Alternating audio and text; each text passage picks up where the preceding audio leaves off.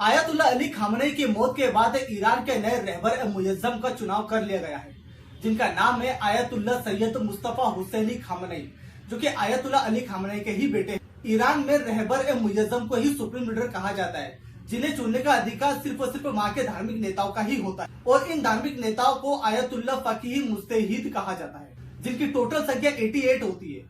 और ये 88 आयतुल्ला फकीह मुज्तहिद मिलकर ही ईरान की असेंबली ऑफ एक्सपर्ट बनाती है, और यही असेंबली ऑफ एक्सपर्ट मिलकर ईरान के सुप्रीम लीडर का चुनाव करती है। इन 88 धार्मिक नेताओं को असेंबली ऑफ एक्सपर्ट में पहुंचाने के लिए काफी मुश्किलों का सामना करना पड़ता है। ये देखा जाता है कि इस इंसान में कितनी काबिलियत, उन्हें हर एक इस्लामिक ग्रंथ का कंठस्थ है भी या नहीं।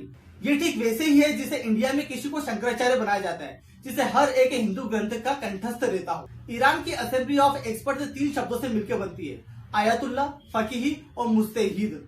आयतुल्ला जिसका ये मतलब होता है कि अल्लाह की निशानी, फकीह जिसे इस्लामिक कानून का संरक्षक कहा जाता है, ये गार्डियन की तरह काम करते हैं। और तीसरा होता है मुज्तहिद, जिसे इस्लामिक कानून का विद्वान कहा जाता है, जिन्हें कुरान और हदीस मुंह जबानी रटी होती। सबको पता है कि कुरान की रचना पैगंबर हजरत मोहम्मद ने की थी, और हदीस पैगंबर हजरत मोहम्मद की दिनचर्या का ही उल्लेख है, जिसमें यह लिखा गया है कि पैगंबर हजरत मोहम्मद कब सोते थे, उठते थे, कितना बोलते थे, कितना मौन रहते थे, और वो जो भी कार्य दिन भर में करते थे उन सब का उल्लेख इस हदीस में है। और ऐसा कहा जाता है कि Hadith is the second most important source to know the Islam after the Quran. और जो भी व्यक्ति इन तीनों चीज में एक्सपर्ट होता है, जिन्हें इस्लामिक कानून का ज्ञान होता है, इस्लामिक धर्म कंठस्थ होता है, वही जाके आगे चल के ईरान का रहबर मुअज्जम बनता है।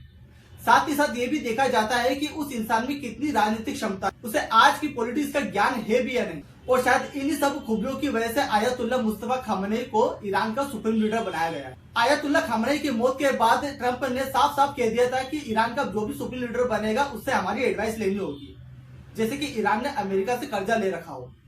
पर ईरान के लोगों ने अपना सुप्रीम लीडर बनाने के बाद पूरी दुनिया को यह बता दिया है कि ईरान एक सोवरिन कंट्री है, हमारे डिसीजन हम खुद ही लेंगे। और अमेरिका और इजराइल ने मिलकर ईरान में जो भी तबाही मचाई है, जितने भी बच्चों को मारा है, वहाँ के सुप्रीम लीडर को मारा है, उन सब का हिसाब ईरान लेकर ही रहेगा।